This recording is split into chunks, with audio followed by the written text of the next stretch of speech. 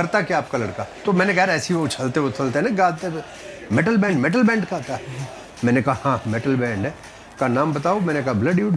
कह रहा कौन है? तो मैंने कहा जो सबसे ज़्यादा चिल्लाता है वही। तो वो मेरे को बोला जयंत, आप जयंत के पिताजी हो? मैंने कहा यार उसी का पिताजी हूँ मैं।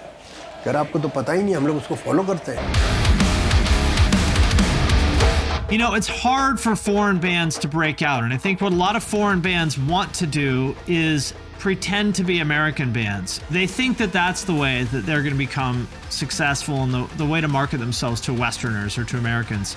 And I don't think that's true. Bloodywood is a great example of that.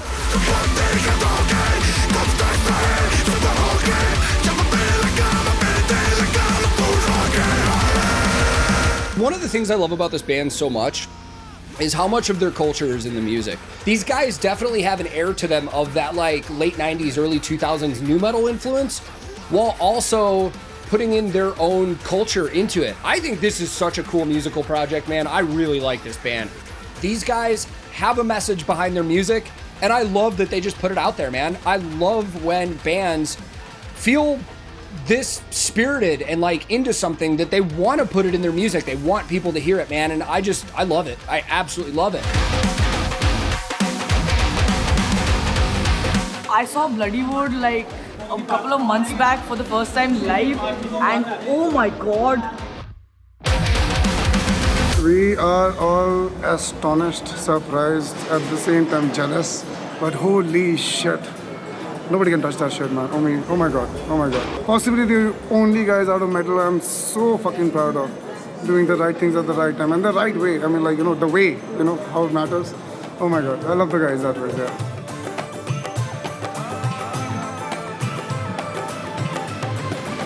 Initially, it started off as like, okay, fine, we made one or two one-off things. Fun. One or two parodies. But then we're like, we have to put out originals as well, right? The idea of Bloodywood is I think it's a constantly evolving story. When we started off, even with the covers, all we got was hate. I'm talking about the domestic scene. There were people who were our friends who supported us, but no one beyond that. And yeah, of course, all of them flipped. I mean, I'm sure there still are people who think that, that what we're doing is not pure, but all right, man. Who wants pure?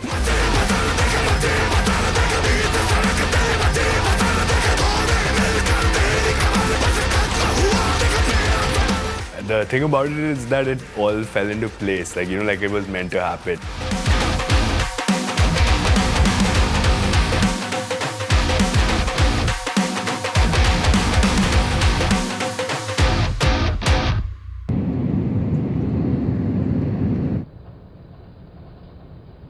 We did one tour in 2019. Then the world shut down.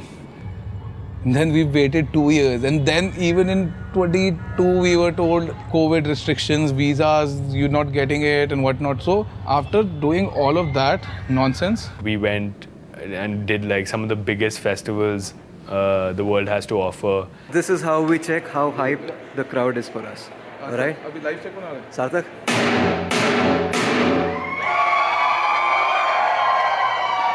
They believed in us enough to give us the main stage now. Despite being away from the stage, it was just a combination of what we'd done on the first tour and with the album that we had genuine supporters in the scene.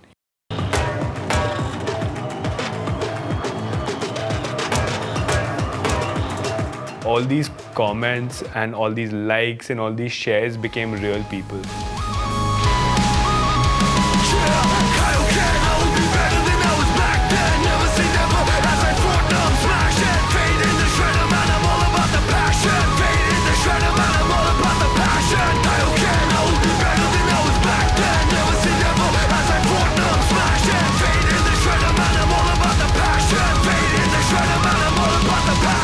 We sat back and counted in June, right after we got off the stage in Tokyo, and we played 96 shows in 1 year. It's the most we've ever played.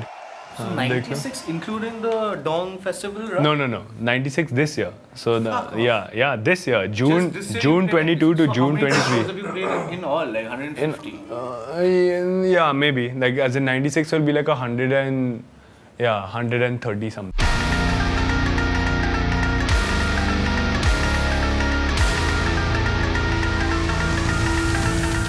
दाढ़ी कर देते हैं.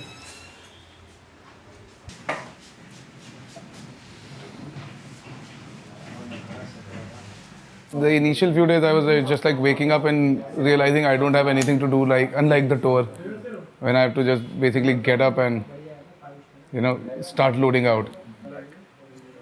It's been weird because I am still used to sleeping when the bed is shaking, so it's hard for me to go to bed, but it's manageable now.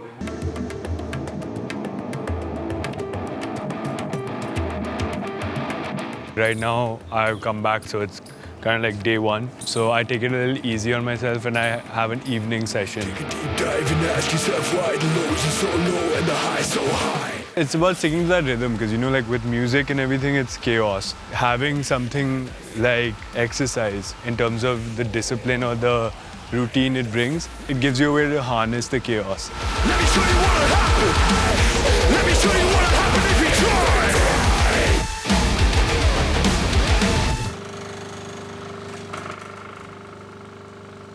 It's funny how it never overflows, right? I don't know how it gets it, but it's always like perfect. Yeah, this is my special skull cup, because that's how I feel today, dead inside.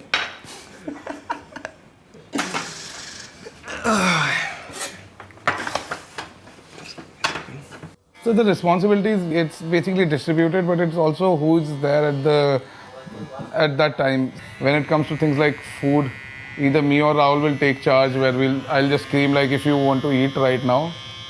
So, basically, if you want to eat right now, I am your only hope. So again, we did this in the March European UK run, where we only ate Subways. Only. After a point, it became a little boring also, where we were like, fuck, Subway again, not again. But yeah, so this was all protein counted, whatever, like everything. This was all Karan's doing. It's like, anyone who wants to lose weight, follow me. I'm not the worrier. It depends on what we're worried about. If we're worried about food, it's Jayant. Okay.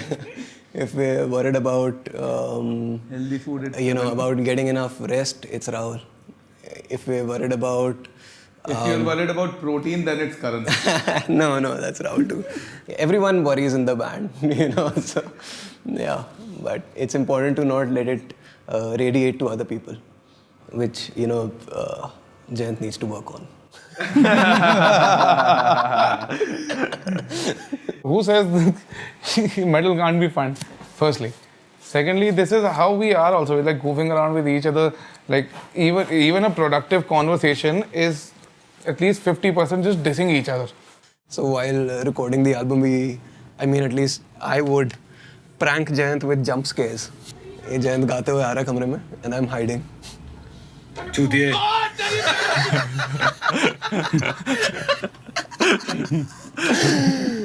Back. LLP का idea कहाँ से? हाँ ये LLP का setup वगैरह कैसे और ये करण कटियार बताएगा. मैं अगेन वही ना ट्रस्ट. उसने बोल दिया कर दे, मैं कर दो भाई, जैसा करना कर दो. The LLP, so it's not an LLP, it's a company. Once we did our first tour and we understood that, how global this business actually is, it's very difficult to organize this business as, from one source. So you obviously need a company to do that. That's how, Bloodywood was registered as a company. And that's how every international band has to function, to be honest. Like, you can't do without it.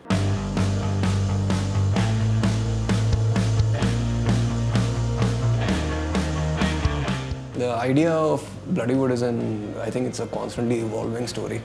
If you really want to make it big, okay, which we aren't yet, you have to give it all of your time.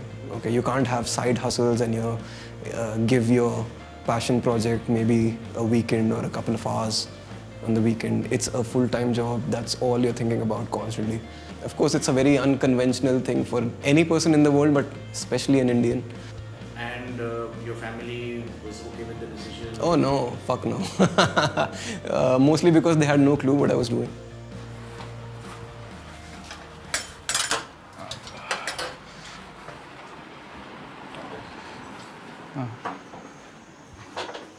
चाय बना दो? हाँ, चाय बना रहे हो। पापा आ गए? हाँ बेटा आ गए। चाय मेरे लिए भी बनाना है। ठीक है। हाँ।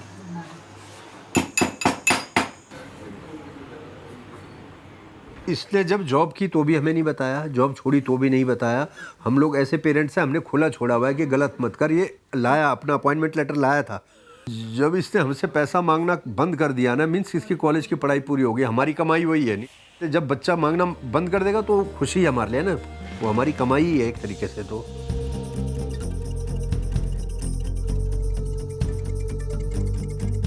इंडिया में बैंड वगैरह चलता नहीं है, लोगों को नॉलेज नहीं है, फ्यूचर क्या है ये सोच कर परेशान तो हुआ था मैं। बाहर जाकर नाम क्रिएट किया है इन लोगों ने। कोई बोलेगा तो बोलेगा ब्लडीवुड इंडिया का बैंड है। इन्होंने एक ऐसी चीज़ चुनी जो कि यहाँ नहीं है, अपना फील्ड दूसरी जगह तलाशा है, और वहाँ भी जाना आसान थोड़ी है। हमारे वालों को लगता है चीखते चिल्लाते हैं, लेकिन अब मेरे को थोड़ा लगता है कि नहीं यार, मेहनत तो होती है। The moment we decided to do this full time, there was no plan B. This was our plan A, B, and C. We're still in the phases of making it work, but we're very much at a good position right now to expand. Now we're entirely focused on, okay, how do we get to the next stage? How do we, deliver a better performance? How do we make better music? Those are the good questions to have.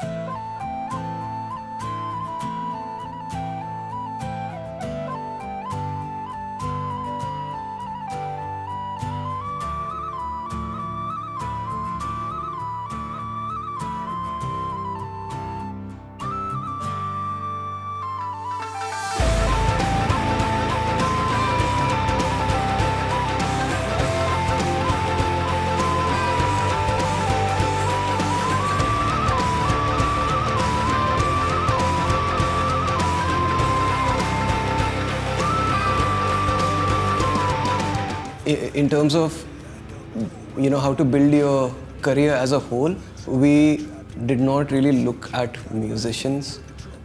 We looked at the internet as an entity. How you can successfully build a career on the internet first and then translate it to real life.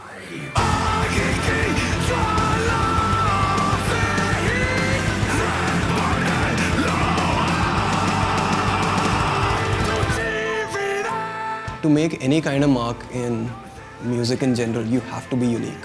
Especially for us, we didn't have any PR, we didn't have any, marketing money or anything. We just had our music and it had to be unique.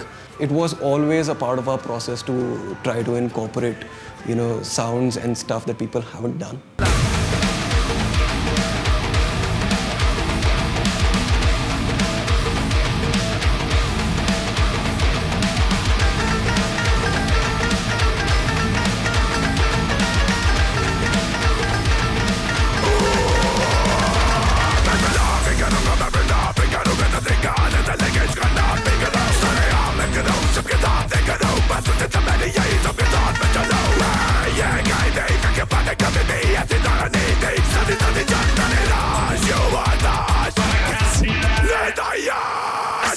Turning to fake, turning to hate, turning to votes, turning to notes. Blacker kind of black money with the antidote. Best kind of bloody, yeah, we're bringing the hope. You gotta walk the road, up on your block, provoked. And what you're not sure you wanna gotta block the boat. Where you at? I don't need no gun. I bring the fire and the fury of the third world, son. Writing music with lyrics that mean something, that's really important to me. You're not only like focusing on giving people a sound they've never heard before, a sound that they love. There's also this message out there. We tend to keep things global. We wouldn't want to be very specific about regions because that doesn't really resound with us. You can't first make a mark in India and then make a mark globally. You have to have a global audience.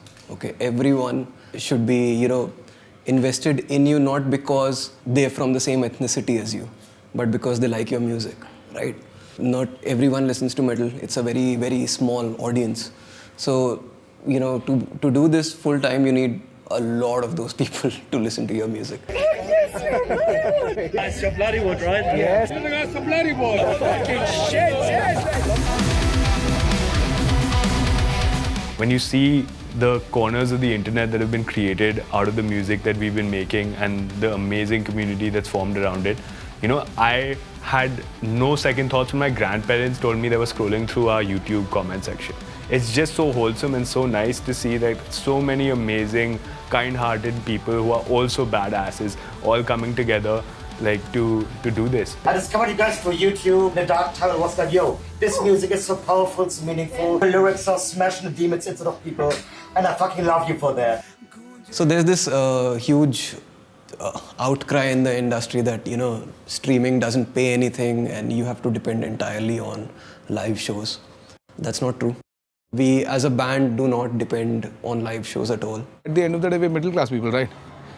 We come from that background. So now you have made a very abstract thing your career now. So now your first reaction is कि अब मैं sustain कैसे करूँगा? अब मेरे पास पैसा कैसे बनेगा? See, it is a passion project, but it has to be sustainable at the same time. I've got my parents to take care of afterwards, right? And then myself also. During the pandemic, our only source of income was streaming. And of course, Patreon and all that stuff. In fact, we made great use of that time by focusing on the album entirely. Trying to make a little bit of history with this album, like we're pushing to get on the charts, like with our first album. The thing is, we're close to a number that might let us, like, you know, make it to the charts. We're still not sure. So every pre-order helps at this point. The album was a success, and we toured off the back of that. We played Fuji Rock in Japan. We played Bloodstock. We played Summer Breeze. There was another US tour. We got our first proper tour bus on that tour, which was awesome. Met some Slipknot members, which is epic. Corey Taylor is like dressed, his mask is in his hands, and he's just like walking towards us, all three of us now. When he shook my hands, I told him that when I was 13, I saw this video for Psychosocial, and that changed my life, and I'm doing this because of you. So I said thank you to him, and that was it. And he went back, and I had my little crying moment. Then we were watching them from backstage. While performing, Corey just turns around like, I don't even remember what song number it was, points towards me like this, throws horns, drinks water, goes back and starts singing Psychosocial. So that was my absolute fucking highlight, dude. Like, I was like, okay, fine. Now what do I do with my life? Because if I die right now, it's cool. Say.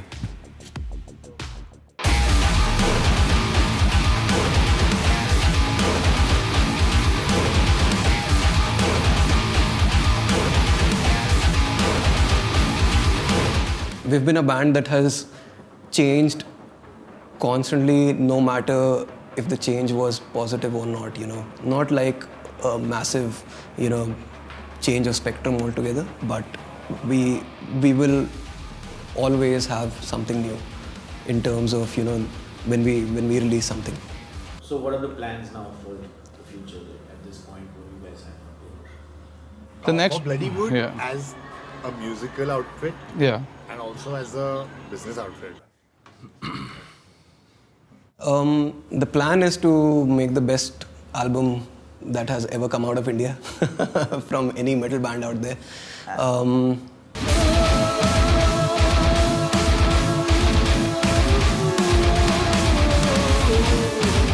The second album is apparently cursed in terms of the industry, but the album is what people will pay for. You know, people are paying money for it. Even if they're not, even if they're just streaming, they're paying us with their attention span of that 4 minutes to that 40 minutes for the entire album, right? the plan is to hopefully hit the elusive Billboard 200. But the biggest goal at the end of the day is always to make music that means something. I really believe that us as a band can really push that boundary, bring people together, and here's where it's a direct link between the music, the message, and real-world impact. Now if you're straight, time to turn back and run with the pack. It's time to fight, yeah, we got the ammo to stack. Fuck every man for himself, it's every man for every man and everybody else, everybody else. I raise a fist for the nameless faces. He disgraces, raise a fist for the nameless faces. He disgraces, and yeah, one day I may change his kind with my mind. One day I may change his kind, but until then,